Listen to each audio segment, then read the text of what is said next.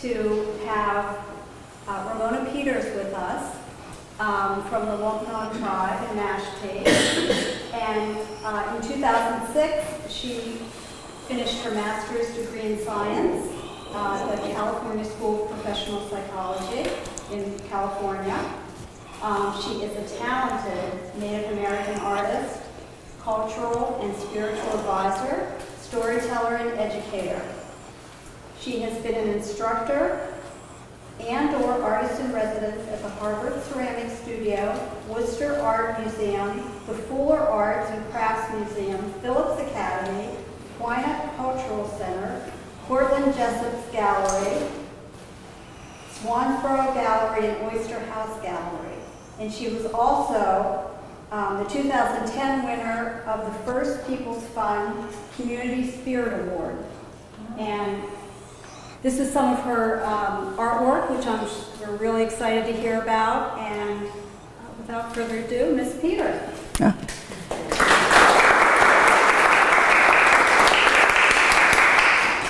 Good afternoon. It's such a beautiful day. I'm like really honored that you chose to be here today. There's a lot I'd like to talk about. Even though I brought a few things, there's a lot of details. As the introduction, my name's Ramona Peters, but I'm also known as Nosapocket, and I'm from the Bear Clan in the Mashpee Wampanoag Tribe. You may know we're matrilineal people, so down my mother's line, all through time is we are Bear Clan. So we're also known, besides Mashpee, there's presently the Aquina and the Herring Pond over in Borndale. They're also Wampanoag people, and when the Pilgrims landed, there were 69 tribes in the Wampanoag Nation. And so they're the remaining 3. So the area spans out all the way north to the Merrimack and down around to the Blackstone River and into eastern Rhode Island. That was the homelands of the Wampanoag. Well, the tribes up to the north, Passamaquoddy, Penobscot, to the west, the Nipmuc, to the south, the Narragansett, were all known as woodland tribes. So, you know, like the plains and the pueblos were the woodlands, and obviously because of our woods.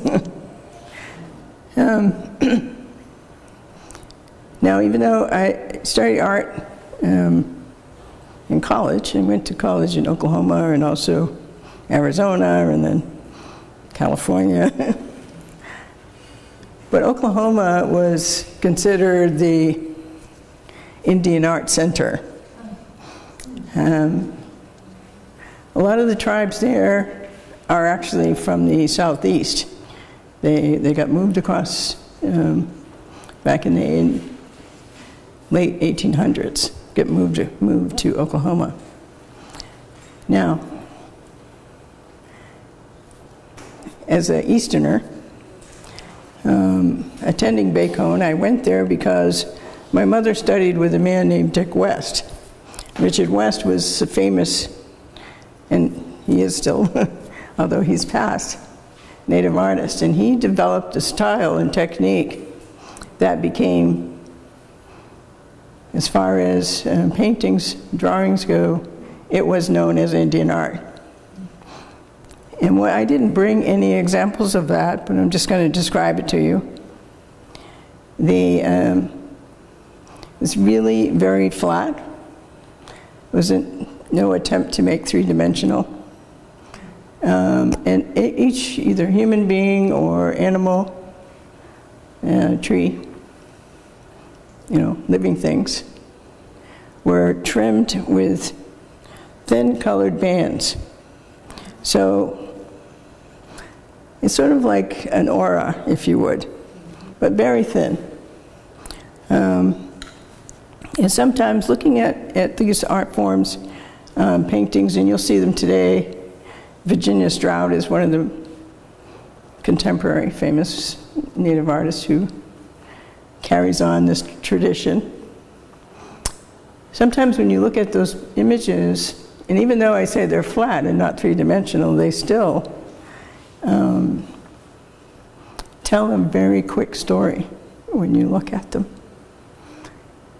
And the trimming of the beings really do sort of resonate, because we all understand color, and the vibration of those colors help tell what's going on in the picture. Now,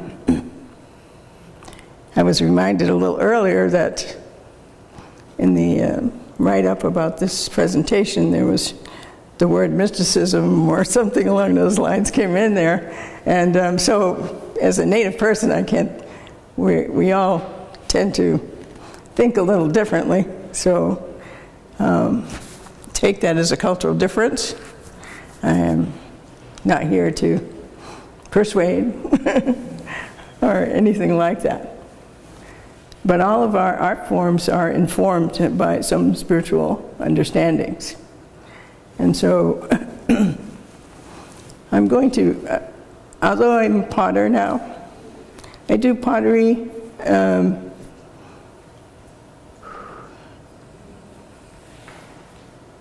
I'm trying to remember how long, but it's only been, maybe 30 years or so.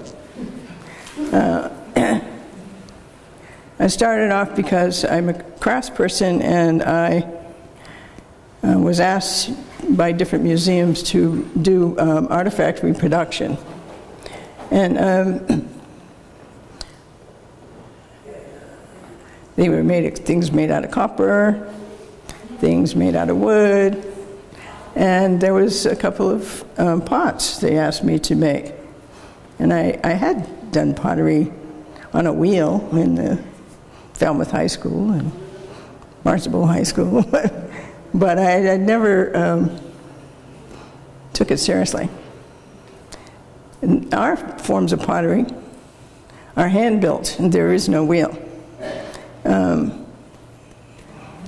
These items here are traditionally, I call them traditionally informed, because the shapes and the technique is the same as my ancestors. We made pots like this with they didn't have flat bottoms. There were no flat bottoms in our culture, in our life. So everything was rounded. And so I make stands mostly for these pieces. And this one is made with, I did put a tiny little bit for display. Galleries really hate that. Anything falls over, it becomes something that they end up owning. And so it's a little precarious sometimes. Now, I chose these two larger pots because they're actually cooking pots. And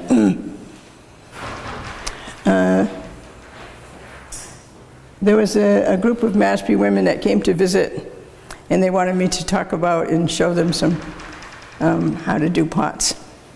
So while they were visiting my home studio, I started this piece.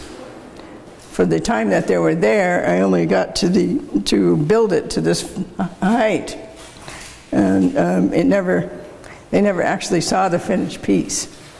But this is the finished piece, and it was inspired by their presence.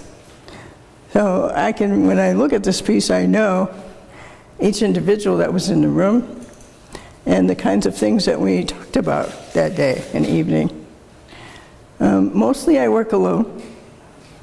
And so the understanding is this: a cooking pot, the bottom portion of the piece, and I guess this would be a good point. I'm going to run some slides. There'll just be background, and you don't have to look at me, you can look at them, and I won't be offended. But just to show you more samples of traditional forms of pottery. And also in the slideshow, there are a section of pots, Wampanoag pots, are found in archaeology, so you can see the older pieces. And also the class that I used to teach over at the Harvard Studios, we're doing processing clay and doing things, so there's some shots of things like that going on, making the clay body. I'm just going to start this so that, I think, that's a left.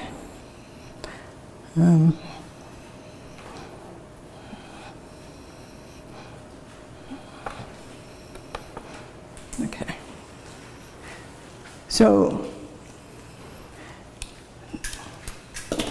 the body of the pot, the actual, it's generally round form, is considered female. And the top, now because it's female, it's where we hold things. We hold the women in families. We hold the genetic material, if you would, longer than males. We hold this genetic material, and it actually is our family lines. Sometimes it's not so pleasant, but mostly every family has someone that is a pot carrier, somebody that is holding the family story. And if the family story,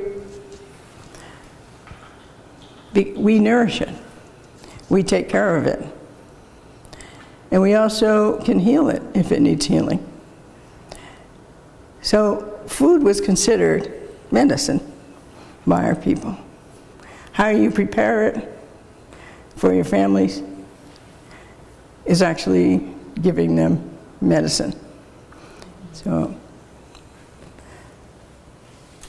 the clay body is often a little bit different in the bottom. Up top, so the bottom might have little coarse pieces, which, let me think, in potter's terms, grog, I think it is, crushed up. Sometimes shell, what I use is shell, mainly pound it the way the ancestors did, and mix it into the clay. Because she will take, in order to cook with her, she sits near a fire with coals around her feet, so to speak. She will experience high temperatures, cold. We had no refrigerators. But through the winter, these pots are used every day in our homes. So she went through the extremes and became very dark, actually. These pots would be black, and the designs, the shapes would still show. But in time, they would be coated with each fire. Now,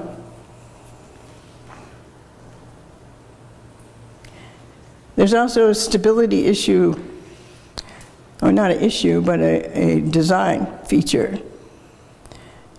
In order to be a pot carrier, you have to be a very stable person. They're well grounded.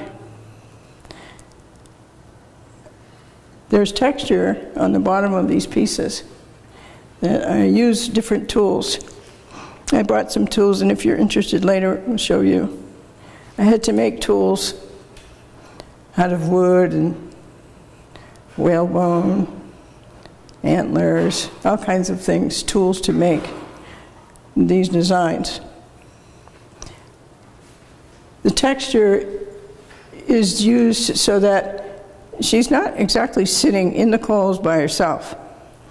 There's rocks around the piece. So there would be 3 or 4 rocks where she's propped upon them. So, you know, when you want to hire more heat, then if you're just frying leeks, you know, she might be on her side, frying the leeks and, you know, I don't know, browning some scallops or something, and then lift it up and add water, add the potato or beans. So she sits on these rocks, and the grips, the texture serves as grips to keep the stability.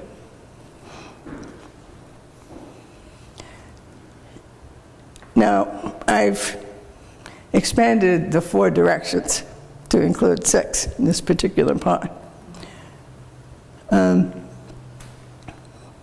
Normally there's 4 points on the pots. You may have saw a few go by. 4 points, and the top of the piece is male. In our culture, the men would go in the 4 directions and forage for food and bring it back. So their offerings to the family is honored by the top of the piece, and these are represent the directions in which he went, and also the designs are these are male designs, and these are female and male together. But the male designs are usually linear, like lines, crossings. These are the thoughts of the men. They're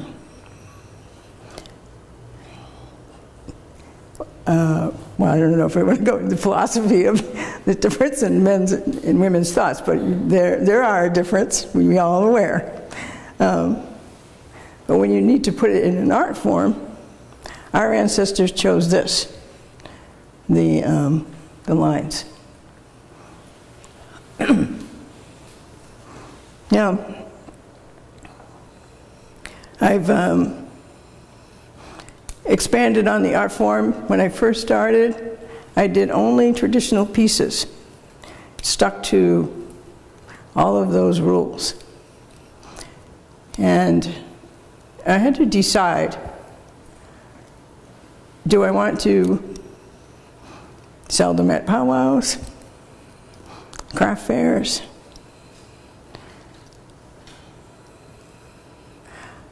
what? Galleries? I decided that because they are Wampanoag, and because people are unfamiliar with the shapes and forms of Wampanoag pottery, I didn't want them to go to the powwow grounds. I wanted them to go to the fine arts galleries. Most people, when they think of Indian pottery, they think of the Southwest, right? So my work was the first presentation of Wampanoag pots since probably what I could find out, 1710, when we last were using them. And so I revitalized the art form. I've had many students, majority of which are native, but I did teach at the Harvard Studios, and those students made pieces also of the same shape and form, using the same tools. So there are other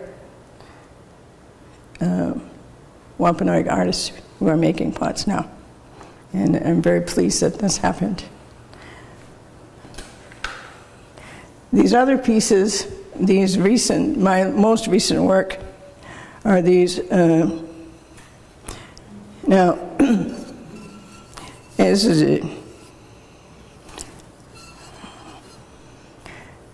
One of the characteristics of Indian art, other than the paintings, is everything has to have a function. In In archaeology, for example, there's very little that you will find traces of my people, my ancestors. But you will find pieces of pottery. And that's basically how I learned what they look like and how to do it. But in most recent time, these actually were inspired by a show for the Wakwai Bay Reserve recently that they had a benefit show here at the Guild, the Fine Arts Center. And I brought these, I brought one, I think.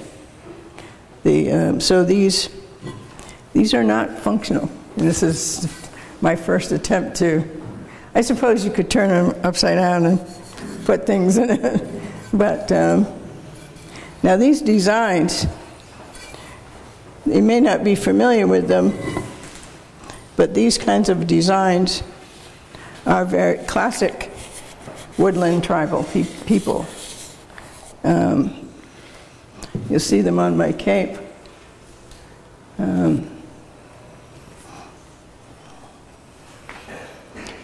These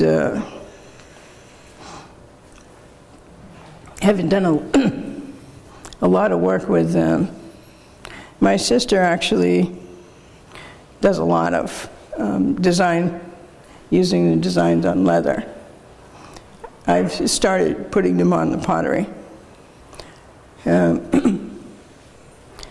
They're like this. It's a mixture.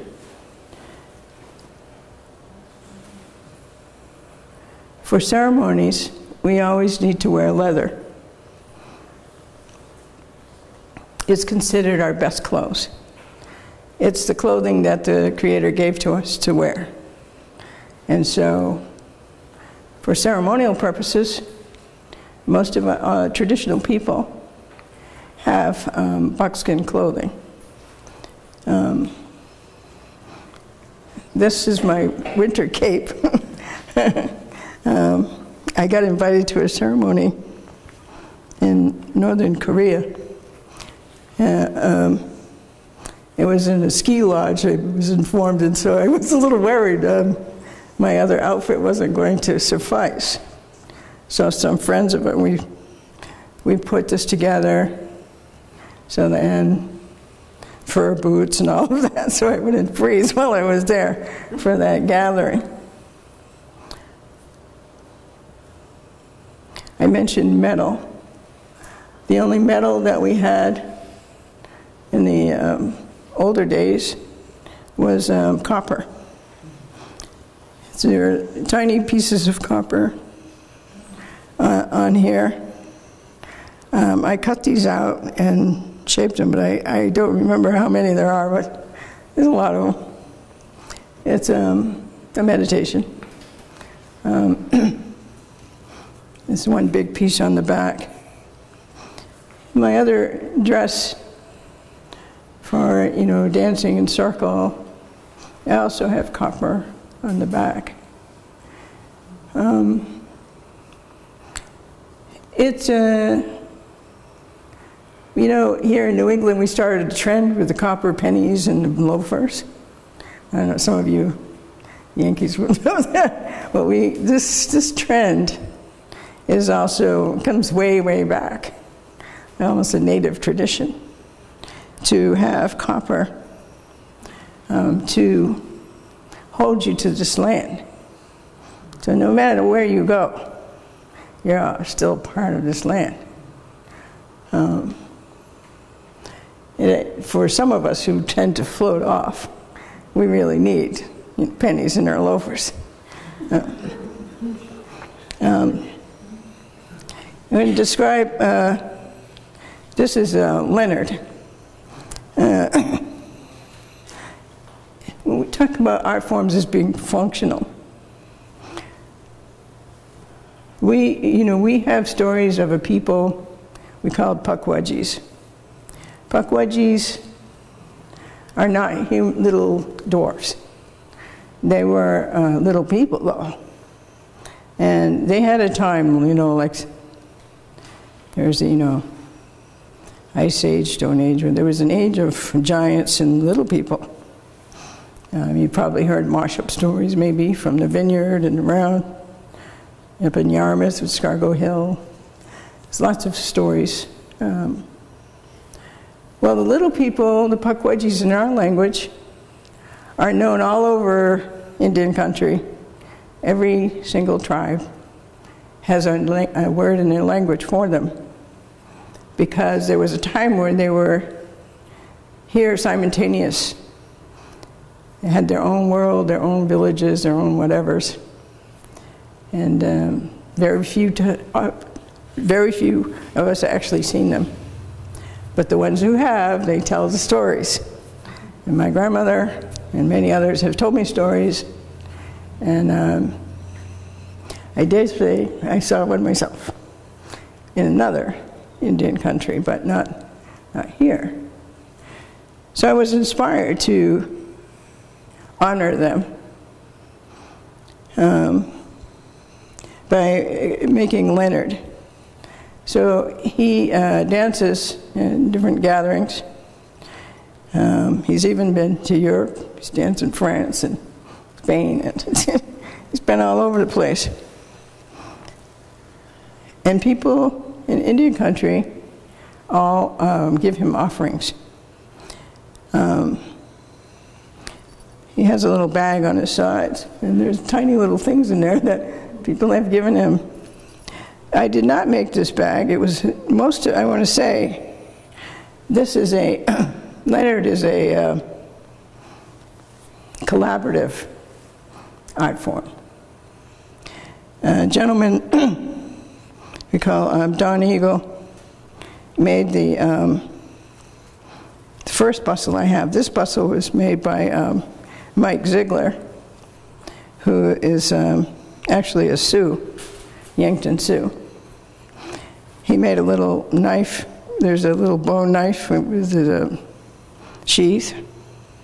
He made a shield and a lance too, but I always thought that's a little much for Leonard to be carrying. But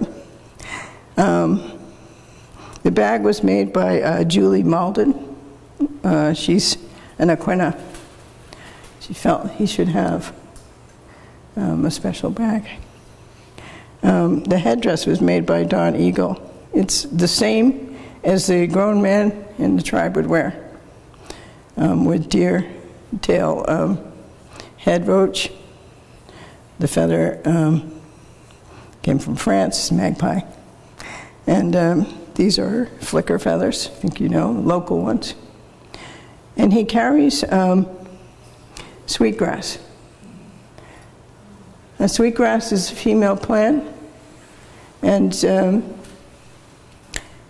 she has the power to purify and protect. So when he dances, he waves that around for the people there.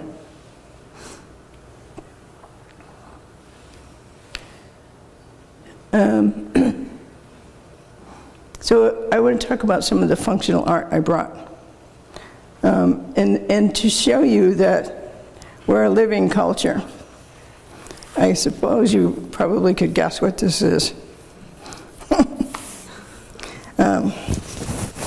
Even though this could be 600 years old, it's not. It's a, my sister invented this. She's made these just in the right size for a water bottle. And, you know, I decorated it with the, you know, the Woodlands Tribe's form. When, in the old days, we only carried a knife and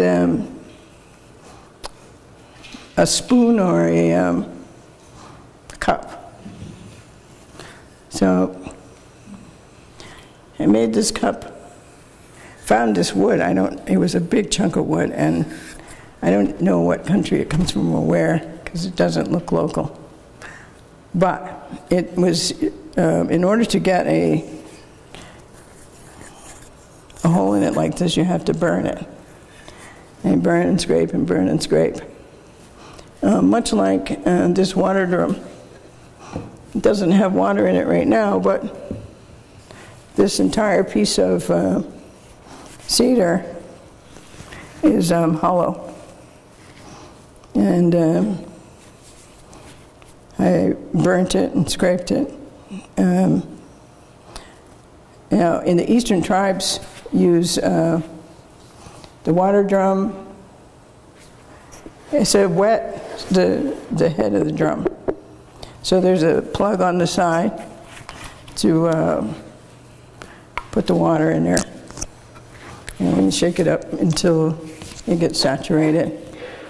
And you play it with a very light drumstick. This is made out of Atlantic white cedar. But the songs, now the drums can be pretty big. Not really huge like the ones we use at powwows, but depending on what kind of ceremony it is or gathering. So this is my own personal one. I put a copper band on it because wood and water, you know, they're pretty tricky. How they like to relate to each other.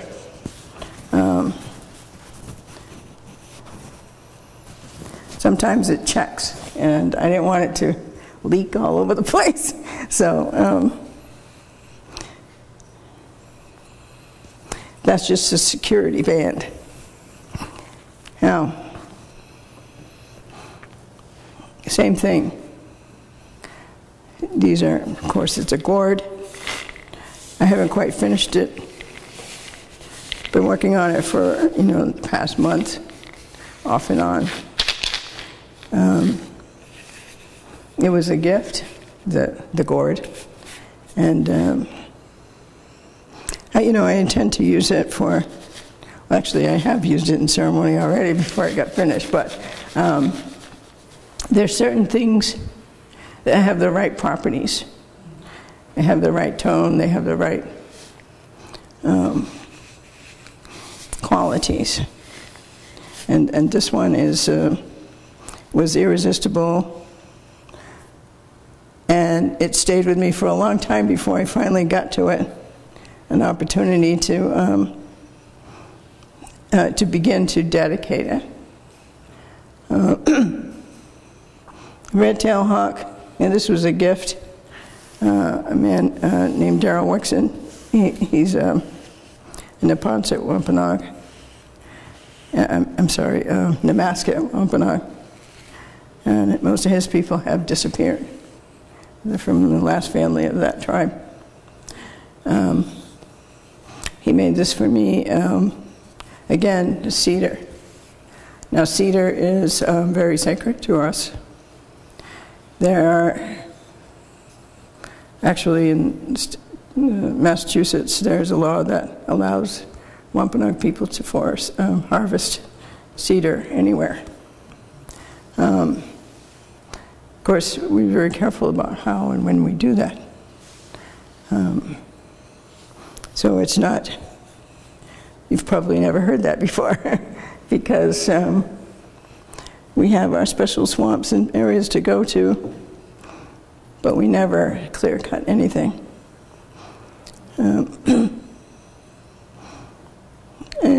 Our pipes of old were different shapes, and this is one shape that got popular around the time when the English arrived, and they ended up becoming a little addicted to the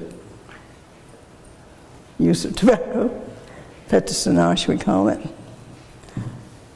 Only in our day, only the wise and the not shapeshifters, but something like that. Only medicine people smoked tobacco. They called it eating. Tobacco was the first, well, it was the last gift of our first mother, we have our Eve too. And when she was about to die, she put tobacco on the earth for us to use, to call her when we need her help, talk to her. So you talk to her by either with fire or water. We make offerings in the fire rather than smoking it most of the time. But, you know, in some ceremonies, of course, people yell a peace pipe notion and get... Every tribe in the country eventually had the same. The first and the oldest, just for your information, the oldest known source of tobacco is Cuttyhunk. Now, oh, there's this canteen, and then there's this canteen. This is what I call water buddy, and I designed it to wear just over the arm rather than across. But it's I had a series of them. I have 3 of them with different enamel. This clay was very heavy. Probably my ancestors wouldn't approve of this as a water buddy because it's too heavy. We were very conscious of what we walked around with and what our possessions were. So although it's very fun and still functional, if I put water in it, it's even more heavy, right?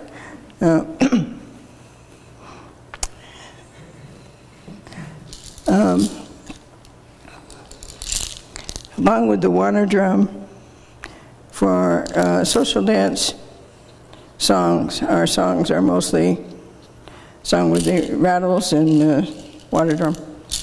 And so I work in a boatyard for a while, and up in Howich, and I had access to some pretty exotic woods. And this is mahogany, probably the only mahogany horn rattle in the world. No, I made a few of them and gave them away, but this one I kept for myself to sing when we go to social dances. I think these two sashes were made by a woman in Mashpee, and I'm just saying, it takes many, many hours, of course, to do them. These are finger woven, they're not on a loom. Same with these, so Marlene Black made these, and Elizabeth Perry made this. These are garters. It's like today we wear the leggings just for fashion, but in the old days we wore leggings to protect us when we're walking through the woods, the briars and other things that might grab your legs. The garters were worn up here. Now these women are well known in Wampanoag country as the best and finest weavers, and I make a point of buying from the native artists to encourage them to continue and try to get their first, when the first powwow we have of the season, to go and look and see what they made during the winter, because by the end of the powwow season those things will be gone. It's the best time to go shopping. My sister made, now we have several whaling ancestors in the family. So these whale tails, she made this for me. It's a winter cap. And a lot of people in the tribe have these. You'll see them around in the wintertime. It's another, I'm so happy that she has taken to working with leather because she's very good at it. And she stitches the whole thing by hand. Very, very fine. People who do beadwork and sewing were a special group in older culture. I guess a lot of folks would talk about, you know, Indians were trading things for beads, big things, you know, including land at some point, wampum beads. And European would thought it was pretty crazy to be willing to trade something for beads.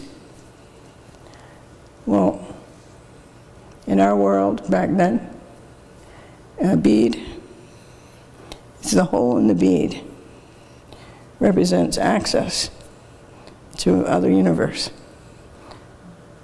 So we had access to many worlds, universes, through the bead.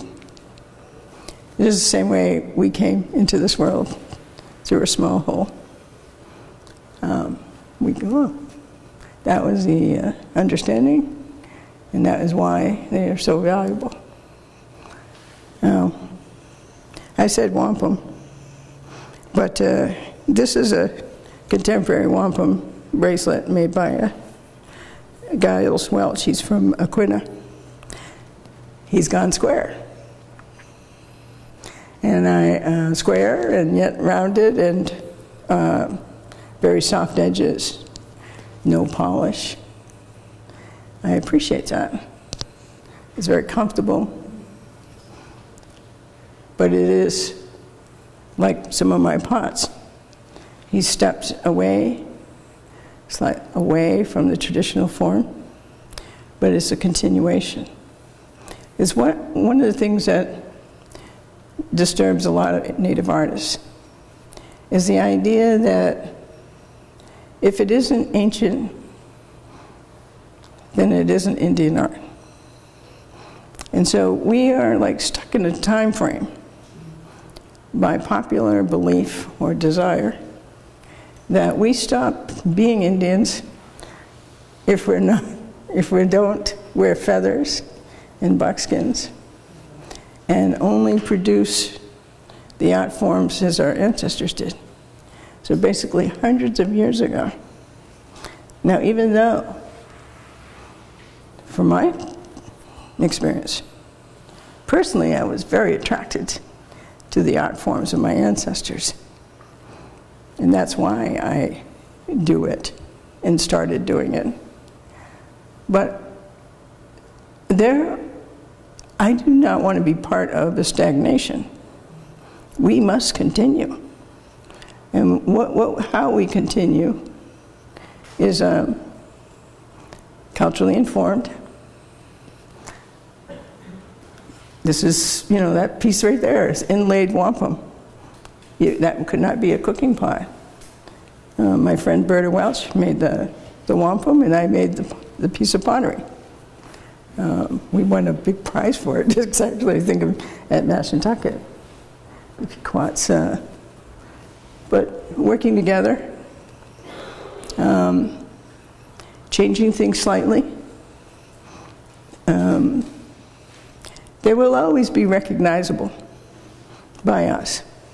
I would love for people in New England to become aware of what is classic woodlands or New England tribal art form, because it is all based on what lives here.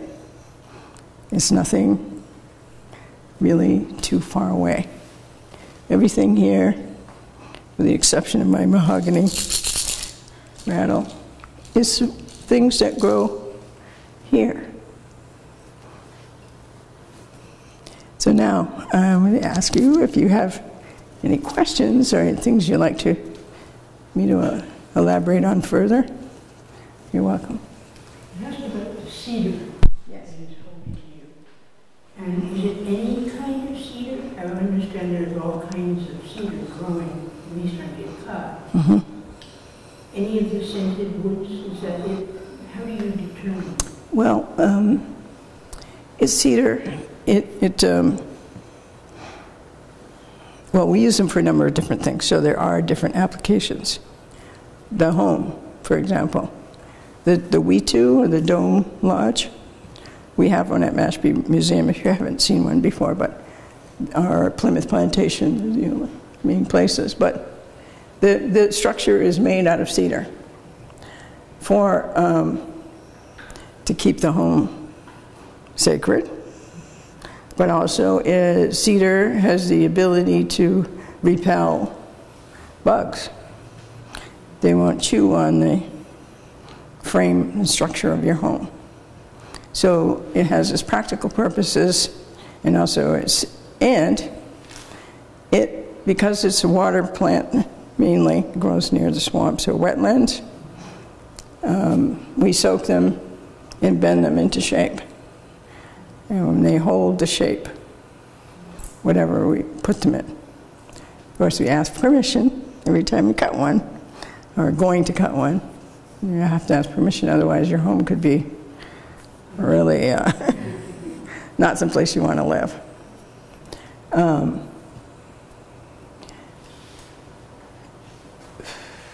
It's like people believe a lot of things, like eagle feathers are very sacred to tribes. But for our people, actually, the turkey feather was our sacred feather. We use eagle feathers too now, but the turkey was our biggest blessing here in the woodlands. But there are, you know, it's tempting to classify natives altogether as having certain, we do have things in common, but our languages are not common. Our worldview, our cosmology is not the same. The Atlantic white cedar, I'm going back to your question, is used for mostly, I brought feathers into it because we use them to make feather boxes, to keep your finest feathers inside that, so that it's protected. And so when we use them for healing or whatever you use them for, they are clean and ready. So the ones that we make the home with are red cedar, and the Atlantic white cedar is for the boxes. Question?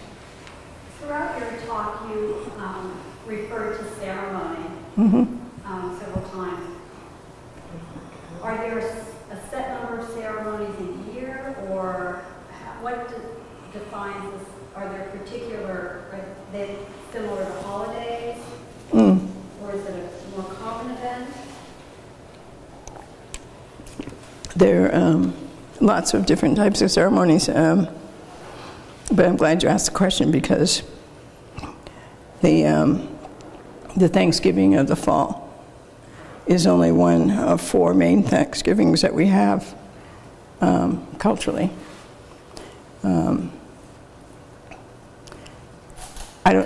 Because of politics and whatnot, I think Lincoln was the one who decided to make Thanksgiving a national holiday to try and bring peace between the North and the South. So we had something in common, a national holiday. But that's so that it became a lot of mythology built around that. I think every people in the world gave thanks, especially around harvest time, right? But, and the English did as well. But we have the 4 Thanksgivings, 4 givings of thanks, if you want to call it that way. And then we have, these are tribal. I mean, tribal, like, meaning lots of people together. And then so like there's New Year in May. It is a giving of thanks to everything that returns to live with us again. All of the migrating species that come home, come back, we say thanks to them. And things that may grow, planting. The winter, Nicomo, same thing. All of the new wisdom that we can gain in the wintertime by being quiet and inside.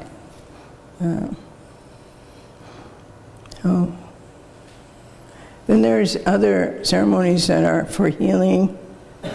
Anyone can ask for one, and they do. They feel they need one,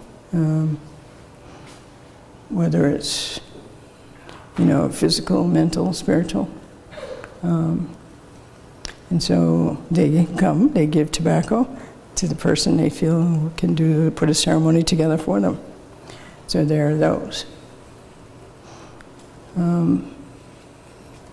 Our tribal leaders can call them when they think the tribe needs a ceremony, and they do. So they're not. Yeah, there's lots of those that happen, and so we have things for that. Thank you.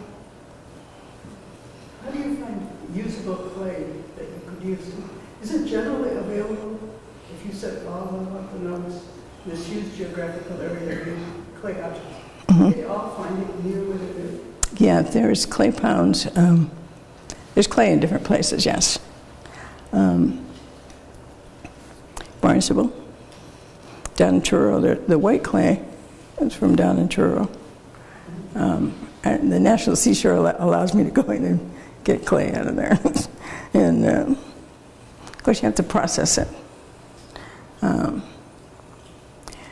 Even today, and I actually do cheat a little bit, I use the U.S. geographical information, where it tells you where the clay moray, as they call it, where it is. Because I've had tribal members would find clay. Guys are out working in the, building industries, and they're digging something, and they come across clay, and they would put it in the bag and bring it and drop it on my step.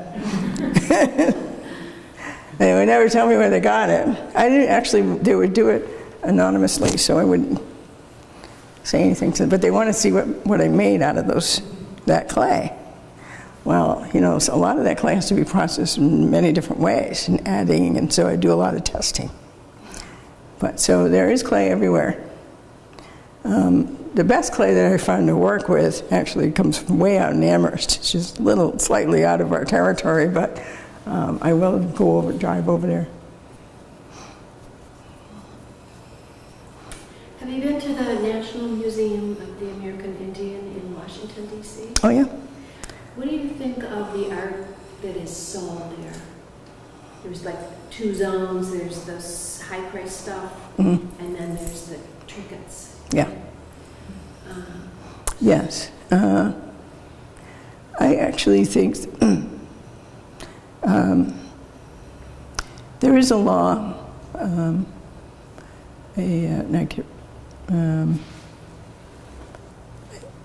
it's a National Indian Arts and Crafts Law or something like that, Act of Congress, to protect us who make these things. So as people will copycat.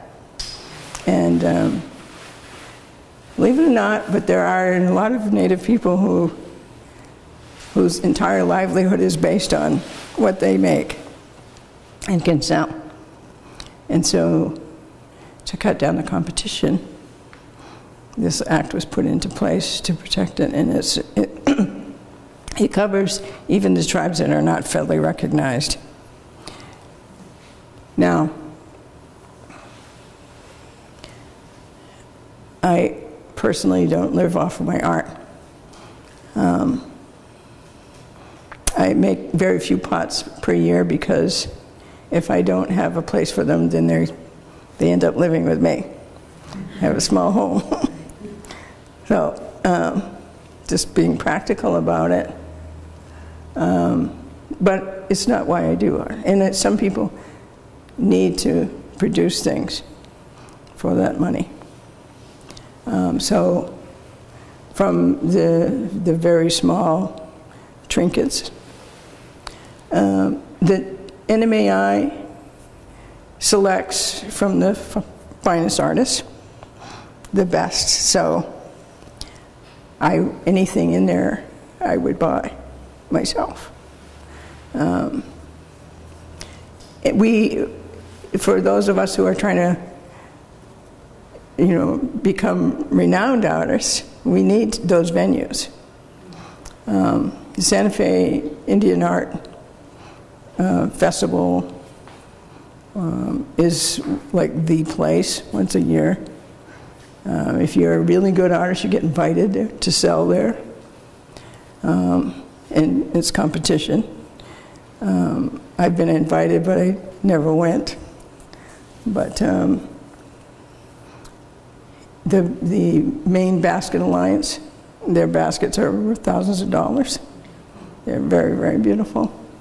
But to keep those traditions alive and to actually go through all of the processes to make those things, I just brought a few of the things, but how many processes to make something like, it's some simple outfit, cape, but how many hours did I sit there and cut and file and drill holes and all of those little pieces of copper, or all of those hand stitches? We're talking, weeks of work. You can't really buy, if it were by an hourly rate. It's hard to put values on these things. But that was a long answer to your question. But anything there is carefully chosen to be there. And then on the top floor, they have the different cosmos. Different. Hauser, is that a gallery or is that? At the National Museum Yes. of the American Indian, on the top floor, Mm-hmm. they have different world views, Mm-hmm. universe views from different tribes. Oh, yes, but those aren't for sale, are they? No, this is an exhibit. Yes. It's permanent. Oh, I'm sorry, you were asking about that? No, I was asking about all that. Yeah, okay. Any other question? What about the next generation? What's happening with the younger generation? Are they keeping these traditions? I know you've worked hard on teaching them, but I'm wondering in general, what's happening to the arts? Yes. I think we could put more work into supporting artists, Native artists in Mashpee, for example. A lot of folks are very shy about showing their work. And so they don't,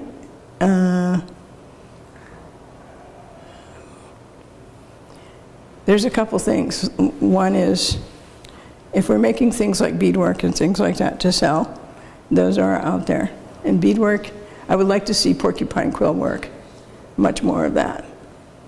And there's an Narragansett at me. I was going to bring some of it, but I couldn't find it. But I have a few pieces. But that's a lost form of art. Moose hair embroidery. These are colored quills and whatnot, and they're sewn in beautiful designs. And you can even wash them in a washing machine and they survive. They're really great, but we don't have, back in the 70s, there were a few people that did it. Now I don't know of any. Maybe my cousin Paula. But these are specialized ancient art forms, but you can, so there's some that we're losing. In my job, I'm now running the museum to some degree, and In Mashpee? Yes.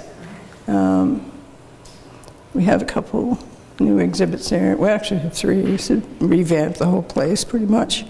But in the winter months, we'll have storytelling and also art, to do some things, make some things. if we can get a small venue that's not actually market generated, but for people to actually gain their confidence as and show what they can do, because that's the problem. Is there's some excellent artists that are secret, and they only whisper that they know how to do these things, or they do it for their own soul. You know, they do it for their own, you know, spiritual connection to the earth, and mostly are earth-based arts.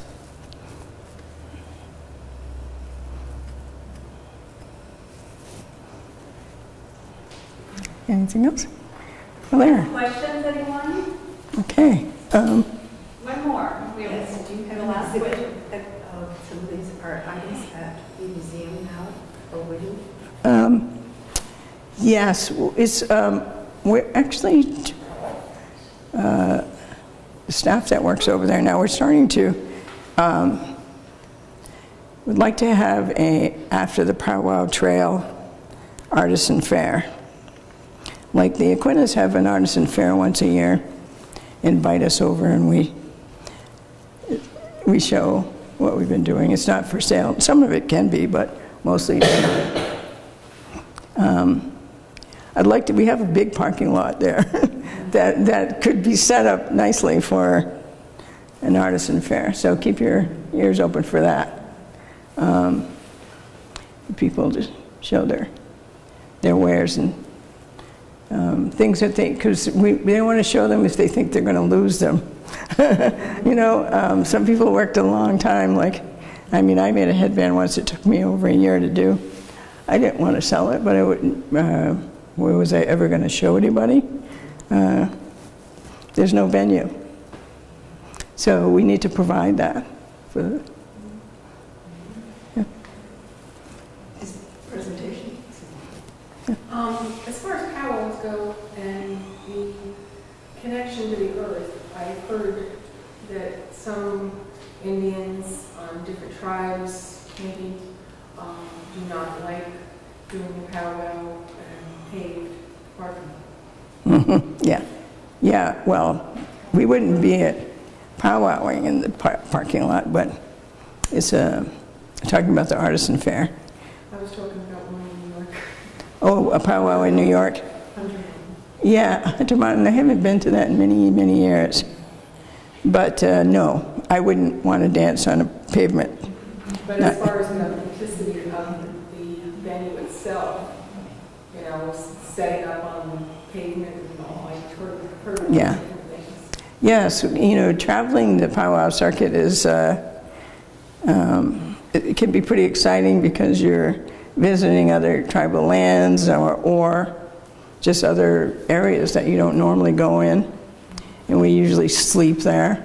So we're staying and communing with, and so if you're on pavement, it's just really disappointing. I can see that being a problem. It would be for me. But whoever organized it probably doesn't stay there overnight either, you know. So, thank you for coming. Thank you.